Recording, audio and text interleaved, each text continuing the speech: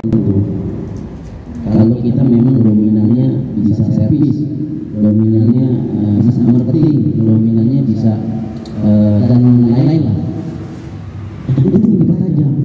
Ada yang lain itu tambah, boleh. Jadi mungkin di kegiatan kita menggiring itu banyak hal yang kita saling sharing, ya, hal yang sifatnya positif. Makanya di sini dimulai, ya sudah bang, kita tetapkan Saban malam Sabtu kita ada kegiatan ya kan, kajian kebetawian, kajian sejarah, kajian dan lain-lain. Itu yang paling pertama. Kita nggak usah mikir berapa orang yang datang, nggak usah, biar aja kalau ini manfaat Allah itu pasti hari ini 20, besok bisa jadi 40, besoknya lagi bisa jadi 50 dan seterusnya. Saya ingat waktu zamannya kuliah itu Cak Nun ya, Bang Mata juga aktif di Cak Nun ini kan Guru Cinta. Itu cuma betul-betulnya aja, nggak ada tuh yang gimana. Ya tadi mau bilang makanan teman-teman inisiatif berbagi sama teman-teman, bahwa lama-lama sampai Cak Nun itu punya jadwal rutin di Taman Ismail Marzuki itu dibuang, ya kan? Nggak gimana karena menyampaikan suatu pesan-pesan yang baik seperti itu. Nah di rumah peradaban niatnya tidak lain adalah untuk memberikan nilai-nilai yang positif, terutama konsentrasinya di kebetawian. Kenapa di kebetawian? Ya karena memang kita menghimpun komunitas Betawi. Hal ini terjadi sebelumnya di zaman Muhammad Husni Tamri. Jadi kalau ngomongin Betawi itu abad ke-7, ya kan, foto Betawi itu Vite Frontus Erectus itu zamannya foto Betawi itu Betawi tua. Itu sudah ada yang namanya entitas etnis Nusa Jawa Barat itu ada Sunda dan Galuh, Nusa Jawa Tengah itu ada apa sih itu kalau nggak salah Nenggala ya, terus di Jawa Timur ada Kendari ya kan. Nah itu sampai apa namanya merata. Jadi kalau dibilang saya mohon maaf ya, saya sempat koreksi, ada channel yang namanya Dulu Sekolahan. Saya nggak tahu itu siapa yang buat. Mereka bilang begini bahwa Betawi itu mulai ada sejak campurannya imigrasi Cina dan Arab gitu. Jadi Betawi itu nggak punya ras asli. Nah, itu kan kelewatan. Itu channelnya itu Sidul Anak Sekolahan. Saya nggak tahu itu manajemen mereka atau orang lain ya yang mengatasnamakan. Tapi ini merupakan hal yang buruk menurut saya. Waktu itu saya ada kebanggaan bahwa kegiatan cerita sinetron Sidul Anak Sekolahan itu membawa eksistensi anak Betawi yang ngeh dengan dunia pendidikan. Tapi ketika ada channel kayak gitu, ini orang nggak mikir kalau bikin channel gitu. Jadi jangan sampai salah dalam pemahaman sejarah. Inilah tugas rumah peradaban. Ya sekemampuan kita, sebatas apa yang kita tahu, pasti Allah akan kasih tambah yang lebih. Saya yakin kalau kata kita memang langsung ya, kalau bicara nasab kita langsung ke bawah B. Saya memang sama Bang Matar kenal nama beliau, pasti Babe Matar lah yang lebih, karena memang teman saya Babe ya.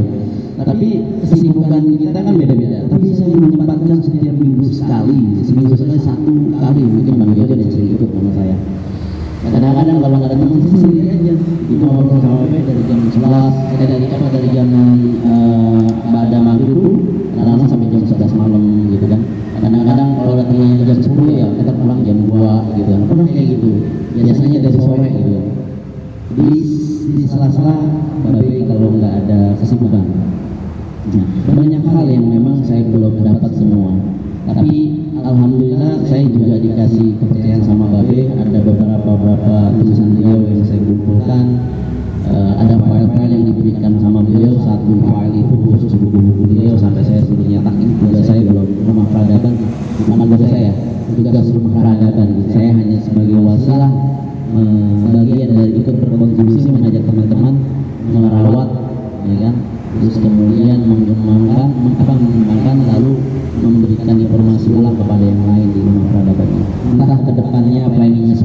kata Bang Matal, ya udah yang ringan-ringan dulu. Kalau kita banyak sih kalau bicara konsep rumah peradaban itu.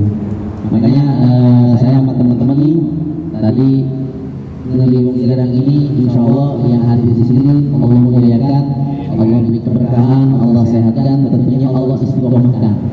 Mudah-mudahan tanpa dikomandoi ya buat teman-teman malam Sabtu kita bisa hadir kembali, ya kan, untuk acara yang memang tematikal. Nanti diskusi tematikal kita bahas apa sesuai dengan rumah peradaban punya metode dari sisi materi.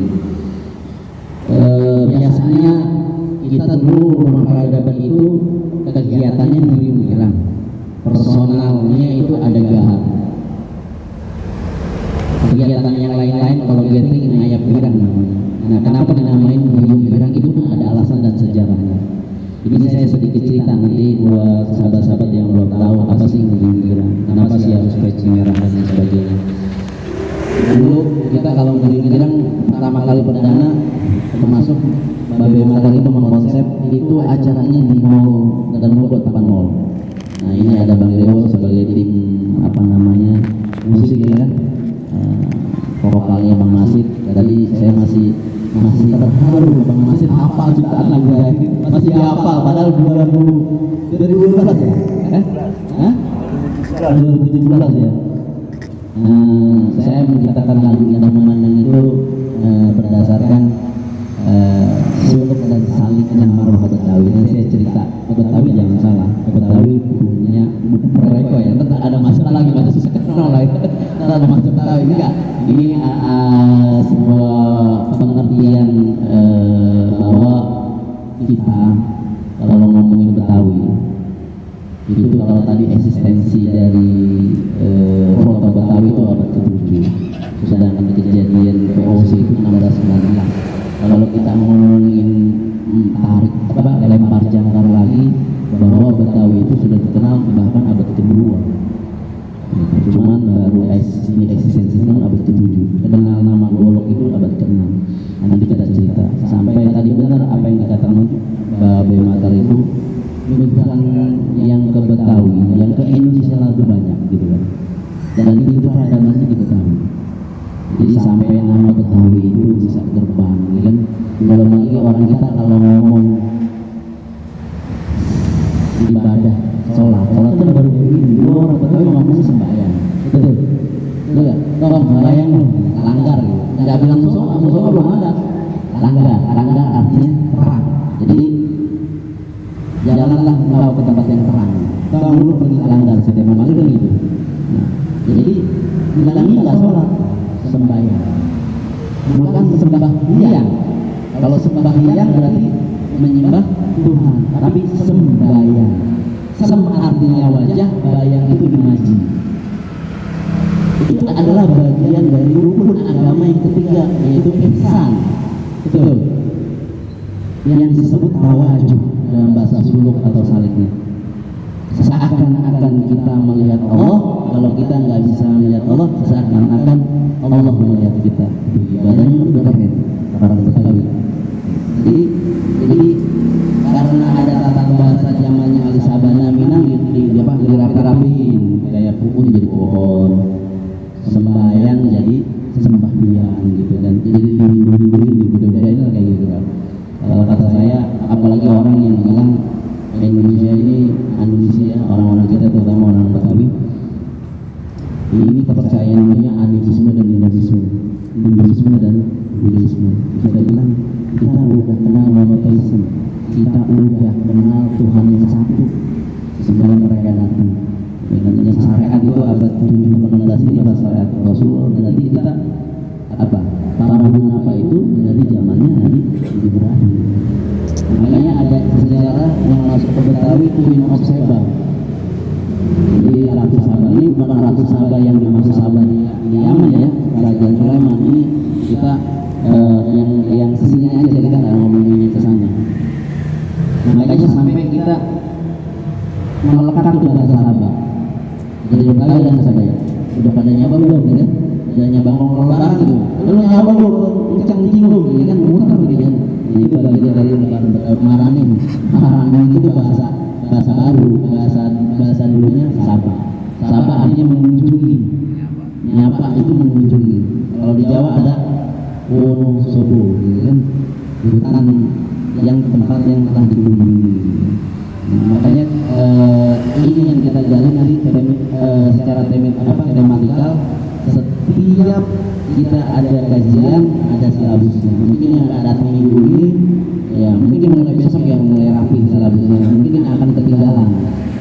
Tapi nanti yang jadi setiap Sabtu kita ada kajian atau pengajian. Tapi setiap 2 bulan atau 3 bulan sekali baru ditentukan sama Bang Hadi ya. Kita ada pengajiannya dengan konsep yang lebih besar dan berbeda. Ada apa? Musiknya gitu kan. Kita sempat mengkolaborasi musik Betawi dengan musik Peru. Karena negara Peru yang ikut andil menjadi peradaban Betawi. Keren amat ya Betawi. Iya, orang Betawi ini, ciri orang Betawi, orang tuanya itu pasti latah, meledai, melayu. Makanya di tahun-tahun 15-17 itu sudah ada ditemukan genetika Betawi di Belanda, di Amsterdam dan lain sebagainya. Itu berarti orang Betawi juga udah ada yang mengarah jauh ke sana, kira-kira gitu. Nah, saya berkeinginan teman-teman sekalian bahwa saya cuma mau bilang bahwa peradaban Betawi ini bukan peradaban yang ecel, kalau kata kita bukan peradaban yang begitu aja atau apa bahasanya yang diremehkan. Makanya saya konsentrasi mempelajari morfologi bahasa Betawi. Bapak bilang sapaan saya itu sapaan kebanggaan ya, tapi bukan buat bangga-banggaan, beda kebanggaan sama bangga-banggaan. Tapi orang yang menyematkan saya dengan sebutan King Mamat. King Mamat itu bukan berarti King Raja itu saya adalah raja, bukan. Tapi lu orang yang nanti bilangin itu bahwa di setiap power system di tanah Betawi ada raja-raja. Bang Ustadz Mahmud kira-kira baru dengar apa? Udah pernah dengar kalau Betawi punya raja? Kira-kira siapa nih yang belum tahu? Belum pernah Raja. Nah, jadi nanti kita cerita ya bahwa di Betawi itu ada tandan mendari. Satu tandannya yang mutakhir, tandan mendari. Tandan itu tandan pisang. Nah, kalau di Bali itu kayak mahkota. Makanya kalau ngomongin kekuasaan adat Betawi itu atau power system itu kalau sekarang ya ada Jakarta Barat, Jakarta Pusat, Jakarta Selatan, Jakarta Utara, terus Jakarta Timur, ya kan? Itu kita bahas dulu teman kita di Cengkareng. Di Cengkareng Jakarta Barat, ya kan? Itu ada yang namanya minor power, kekuasaan kecil suku adat. Nah, di mana? Di Cengkareng. Ceng artinya kecil. Kareng itu kalau bahasa Bugis mulia. Gitu. Jadi kekuasaan yang kekuasaannya kecil yang mulia gitu kan. Kekuasaan yang termuliakan. Jadi itu morfologi bahasa. Makanya ceng itu kecil. Makanya kalau ada bahasa mohon maaf ada ngaceng gitu. Tadinya ceng kecil. Jadi tadinya kecil. Ngacir. Ya kan kecil itu ada, ya kan. Tadinya ya kan. Tadinya ada. Pas ada. Beda ngacir. Itu udah ngacir lagi. Jadi itu morfologi bahasa yang memang bahasa Betawi sudah punya peradaban dan punya bahasa tersendiri gitu. Jadi Cengkareng itu bukan kata orang-orang tadi ada cerita siapa ya orang ketemu haji siapa kemarin ya tadi siapa yang cerita Bang Slamet. Iya Bang Slamet yang ngomong mana orang itu jadi katanya Cengkareng itu ada haji yang namanya haji apa Cengkareng gitu, ada haji gareng katanya gitu. Jadi manggil Cengkareng gitu kan. Itu ada lagi yang bilang dulu ada sepatas jualan kacang goreng gitu kan. Saya bilang sebelum ada bis emang kagak ada tuh namanya Cengkareng gitu. ya kan? Tadi Cengkareng usianya berapa Cengkareng gitu kan? Gitu. Jadi Cengkareng itu minor power. Makanya di sini ada yang namanya sistem kekuasaan adat. Maka dari Cengkareng itu di mana sistem kekuasaan adatnya? Ya, kekuasaan adatnya kalau di sini itu ada yang namanya maja. Maja itu arti kekuasaan. Pernah ada bahasa dulu istilah sipai lidah. Sipai lidah bukan lidahnya pahit, rasanya pahit, tapi patuanya bertuah. Makanya ada Majapahit itu kekuasaan bertuah. Jadi di sini ada maja. Maja itu ada kekuasaan. Gitu. Makanya kalau di maja itu ada penyokongnya. Makanya tempatnya di mana? Kalau ini menurut literasi yang kemarin kita tadi Bapak Mater bilang, kita sampai terjun survei, menganalisa, mengkoreksi, mengevaluasi, menyamakan ya tentang data dan lain sebagainya, sampai kita temukan bahwa oh ternyata di antara Tanjung Pura terus kemudian Peta Utara kemudian masuk ke arah mana yang itu Binggawa ya katanya ya, Repedang gitu kan. Nah di situ ada tusuk sate gitu. Nah disitulah kerajaan kekuasaannya, tempat Bukit gitu kan, kekuasaan bertuah yang memerintahkan tata kota, letak dan lain sebagainya. Tusuk sate kalau kata orang kita nggak boleh, ya kan? Orang Cina tuh tusuk sate itu kata sial gitu kan. Bukan begitu. Tusuk sate itu adalah sesuatu yang tidak boleh ditiru sama rakyat. Ini cuma raja lo yang boleh gitu. Jadi posisi rumah itu yang strategis itu tidak boleh ditiru oleh rakyat, yang boleh cuma raja. Makanya jadi pantangan tusuk sate nggak boleh karena kita rakyat gitu. Jadi bukan dari tusuk sate sial bukan gitu. Nah, sehingga gimana pusat sistemnya? Pasti yang namanya sistem itu ada yang namanya kawasan logistik, kawasan pendidikan, dan kawasan tata letak atau yang mengatur kota. Kalau di sini gimana? Kalau di sini kawasan pendidikan itu adanya di Bagulaan. Bagu itu istilah orang Betawi adalah simbol atau penyematan orang pandai. Penamaan Bagu. Kalau orang Jawa penamaan orang pandai itu ahli, semakin tinggi semakin berunduk. Kalau Bagu semakin tinggi semakin berunduk, sama ya? Sama. Tapi dia bahkan kuat. Makanya ada bambu tetung, ya kan? Bambu tetung, bambu yang kuat buat yang rumah. Nah makanya orang Belanda aslinya ngomong tetung itu rada ribet, jadi pitung. Jadi pitung bukan pitung. Ya kan orang Jawa Barat ya silakan saja mereka menafsirkan. Kenapa? Dibilang pitung. Pitung itu ahli korespondensi, dia hafal, dia bisa 7 bahasa.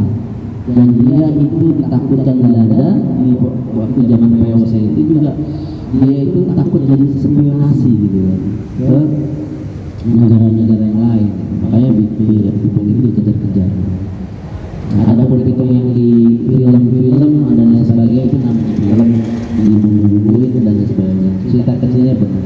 Tapi kalau bicara Pitung itu berasal dari mana, saya bisa menyebutkan Pitung itu berasal dari Kampung Gusti.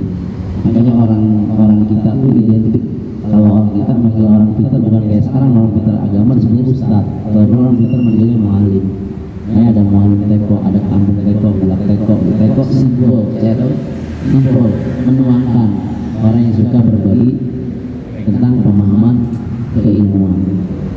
Makanya kemarin saya di rumah peradaban itu, teman-teman yang punya potensi silakan. Bagaimana siar peci merah, bukan cuma siar itu peci merah buat jagoan, bukan, tapi membangun literasi yang mana semua itu kembali pada building karakter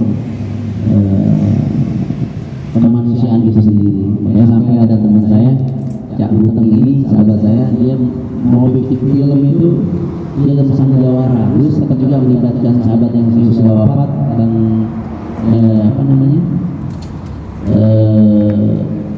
beliau itu sempat ketemu Babe, jadi Jawara itu bukan punyanya Betawi punyanya Jago. Kalau mau itu Jago atau si Jago begitu film. Beliau sampai saat ini mungkin sedikit nanti beliau itu ngobrol-ngobrol tentang perfilman. Udah hampir berapa tahun beliau itu menggagas karena belum terlaksana, karena banyak hal yang belum terwujud.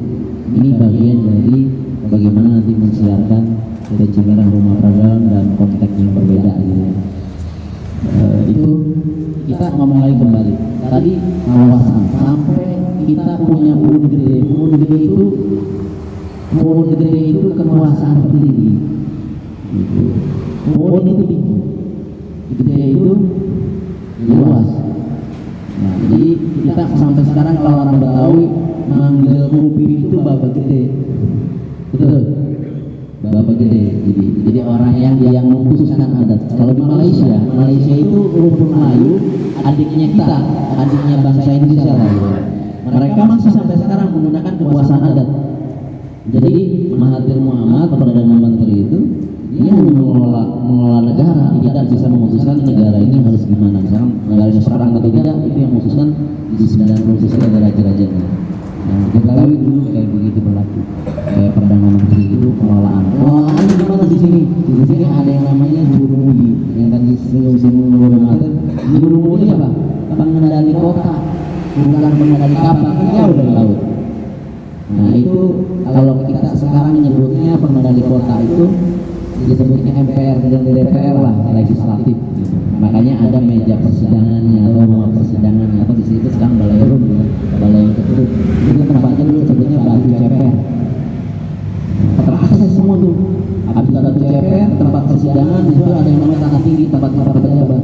Dan di sini ada kota sucinya sampai kota suci masih tempat sucinya ya. Seperti di Tangerang itu nanti kita bahas Tangerang pelan-pelan. Tapi bab ini kita nanti khususkan di pertemuan yang berikutnya. Ini hanya membuka biar supaya gitu ya. Dan itu data yang kita bisa pertanggungjawabkan. Gitu. Sampai tadi Bang Matar juga Babe Matar menyinggung pasti yang namanya sistem ada zona ekon. Zona ekon itu kota ya, atau sistem ekonomi. Ya, kalau di sini ada pasarnya. Pasarnya di sini di mana di minor powernya di mana? Pasar ya, polis itu di pasar. Nah, dari mana saja itu bahasa gitu ya. Nanti kita kaji pelan-pelan bahasa. Karena nanti kita akan berbuka wawasan orang Betawi keren juga ya. Jadi jangan bilang orang Betawi, jangan mempersepsikan orang Betawi yang Betawi itu harus kayak begini, maksudnya kan, Betawi itu harus kayak Mandra gitu kan. Enggak lah gitu. Itu kan mujadid, seniman, ya kan? Ya memang jadi viral gitu, jadi kayak gaya-gaya kayak gitu. Padahal Betawi punya peradaban bahasa maupun perilaku yang lebih tinggi. Makanya ada Betawi tengah, ada Betawi pinggiran. Maksudnya bukan Betawi pinggiran ya, maksudnya pesisir gitu kan, pesisir. Sama kalau waktu Betawi itu ini sudah menjadi kemajuan waktu di sini dulu ada Betawi itu, ada Betawi Mantra. Kalau Betawi itu yang sekolah, kalau Betawi Mantra yang anak gitu, tapi nggak mikirin sekolah gitu. Itu sebuah representatif. Tapi saya cuma mau bilang bahasa Betawi bukan bahasa yang bilang pakai bahasa kayak gitu nggak modern amat gitu, pakai bahasa yang baik dong gitu. Padahal kalau bicara filosofisnya, filosofi bahasa itu sendiri itu tidak bisa diartikan dengan bahasa yang kita ada sekarang. Contoh gitu kan, kita membahasakan morfologi bahasa singkong, sing artinya di bawah, kong besar, ya kan, nyangsang, ningsing, itu bahasa nyungsang, ini kan sang di atas. Pokoknya setiap yang sang itu arahnya ke atas, kalau sing arahnya ke bawah. Itu morfologi bahasa. Nah ini menarik sekali. Jadi jangan sampai Betawi di Cina ini di Arab-Arabin. Bukan kita anti Arab atau anti ya. Contoh gitu kan, kayak kita ngomong baju pengantin baju pengantin perempuan itu kan, baju pengantinnya Betawi itu kan kayak baju-baju Cina gitu kan, dan warna merah-merah kebaya gitu kan. Nah ada tutupnya gitu kan, itu kan tutupnya namanya siangko. Itu siangko kan bahasa Cina, enggak, itu bahasa Betawi. Siang artinya terang, ko artinya terbuka, selamat menyambut hidup baru, kayak gitu. Nah itu yang saya sering bilang sama teman agar mereka terasa, apalagi sih bahasa Betawi gitu. Makanya sampai bahasa Betawi itu rata-rata ya nama lingua history, lingua history. Maksudnya peninggalan jalan itu jangan dihapus nama jalan. Rawa Buaya, Rawa Lini, Rawa Bogor, Rawa yang lain gitu kan. Rawa itu bukan maksud rawa itu air yang tergenang. Kalau rawa iya. Kalau rawa itu sendiri, rawa itu ada dunia.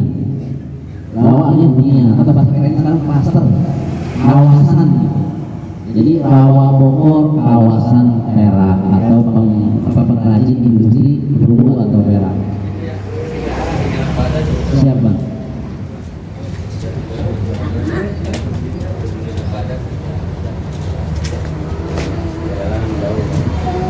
Oh, Bang Pian kali ya.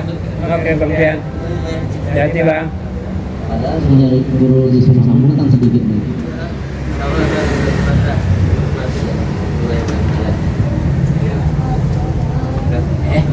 Duluan nih kita ya. Oke, Bang Pian.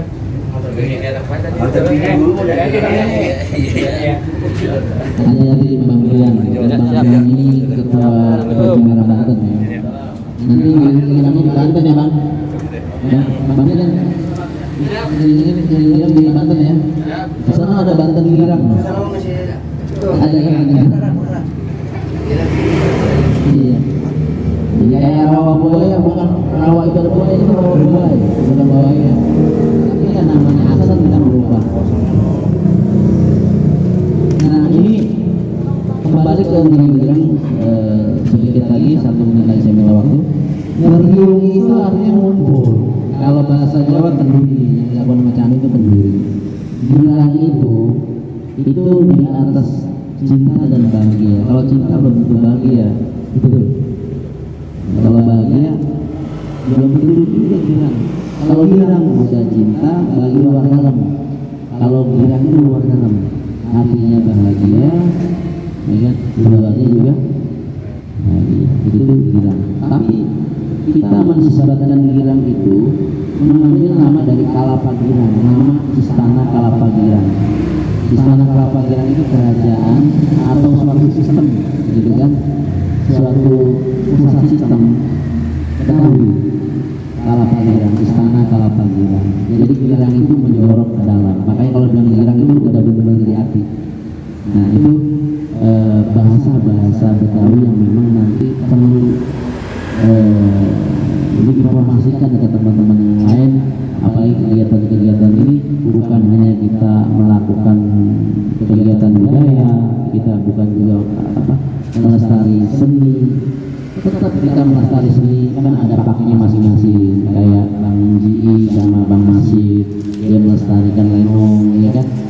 Dia melestarikan palang pintu, ya bagus, ya kan? Terus kemudian dia nanti ada Bang Dewo dan teman-temannya yang melestari musik-musik Betawi, bagus juga.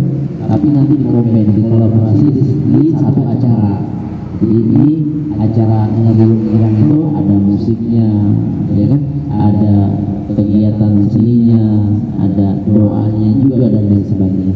Mungkin dari saya untuk membuka awal bahwa ini ada pengajian atau kajian, saya bilangnya majelis peradaban masyarakat Ngeriung Girang, karena tadi sesuai visi dan misinya mewujudkan Jakarta sebagai kota peradaban, mengusung Indonesia berperadaban. Karena itu yang bisa kita jual, karena itu yang bisa kita gadang-gadangkan. Kita mau merubah bangsa ini dari apa lagi, ya kan? Sistem udah dibenahi, orangnya itu juga. Orangnya udah dibenahi, sistemnya dari kali. Ya kan udah, kita dagang peradaban aja, insya Allah itu membuka jalan untuk Indonesia lebih baik. Tidak ada yang tidak bisa kita lakukan yang terbaik dari hal yang paling kecil, dari keluarga kita sendiri, dari internal kita sendiri, dari turun teman-teman Peci Merah. Insya Allah kalau ini istiqomah bukan cuma jadi manfaat, tapi dia dipertemukan oleh Allah di tempat yang Allah muliakan. Ini kan kalau berjamaah kan kalau ada yang nyimpang dipanggil ya. Nah ini kita cariin. Kayak sekarang nih, Pak Haji Selamat mana ya? Dicari nggak? Nah gitu. Ntar kita juga Allah alam tempat kita di mana. Tapi kalau emang Allah letakkan kita di sebelahnya, ada teman kita yang nyimpal kemana, pastinya nyari nggak? Ayo kita doa bareng-bareng buat teman-teman yang nyimpal. Ya Allah, angkat kubur mereka di tempat. Jangan sekali terbalik. Kayak cerita Gus Dur, ya kan? Jadi ada orang Perancis, ya kan, sama orang Inggris sama orang Indonesia yang lagi tenggelam di laut, gitu kan? Ambang pegangan kayu, kata orang Perancis, ya kan? Itu ada botol lewat, ambil botol buka ini ular jin, gitu. Jadi kalau kamu tiga-tiganya saya kasih satu permintaan, gitu kan? Yang orang Perancis dia bilang gitu. Saya mau saya kan orang Prancis, darah Prancis, bahasa Prancis, sudah saya mau pulang aja ke sono. Nyampe ya.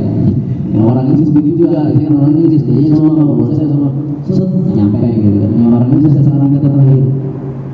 Kamu minta apa? Yang kali pergi pasti semua lagi gitu. Saya pikir benar. Dengan budaya kayak gitu ya. Jadi ini bagian dari kegiatan ini. Mungkin dimulai dari hal yang kecil, mudah-mudahan berefek besar insyaallah. Kalau Allah ridho, kita hanya berpikir bahwa ini mudah-mudahan jadi kemanfaatan bersama. Saya sekali lagi mungkin ada diskusi sedikit, nanti juga saya nggak tahu ya harus dijalankan nyaman atau enggak teman-teman waktunya, karena ada yang jauh, ya kan, dan lain sebagainya. Karena nanti kita dibatasi waktu, apalagi nanti kalau acaranya bilang ibu besar yang 3 bulan. Jadi kalau ikutin acara dulu kita itu sampai pagi jam 3. Tapi apa saja?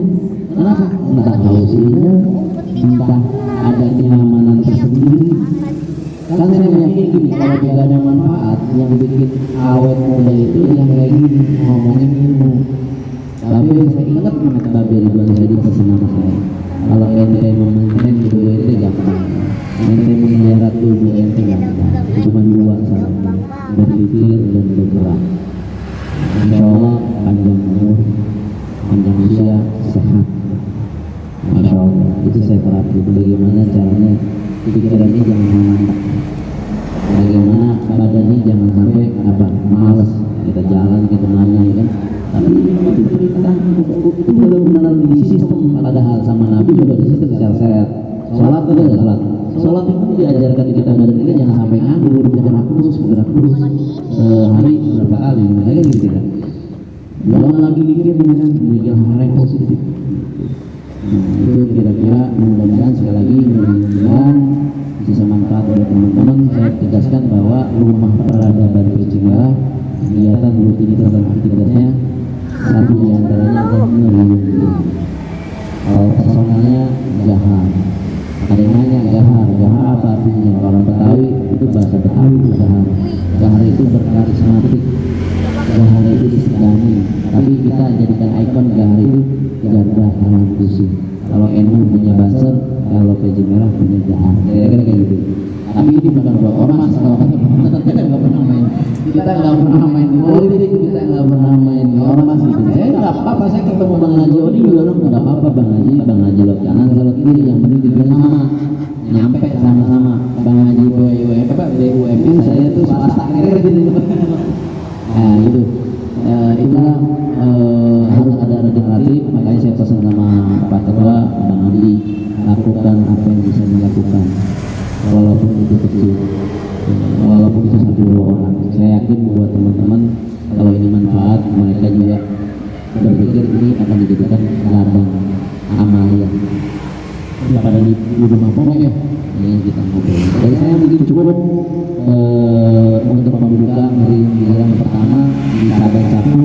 Mudah-mudahan meriung giliran di per 3 bulan dengan konsep dan persiapan yang matang, insya Allah bisa terlaksana. Amin ya robbal alamin. Dari saya kurang lebihnya mohon maaf. Adonallah wa Assalamualaikum warahmatullahi wabarakatuh.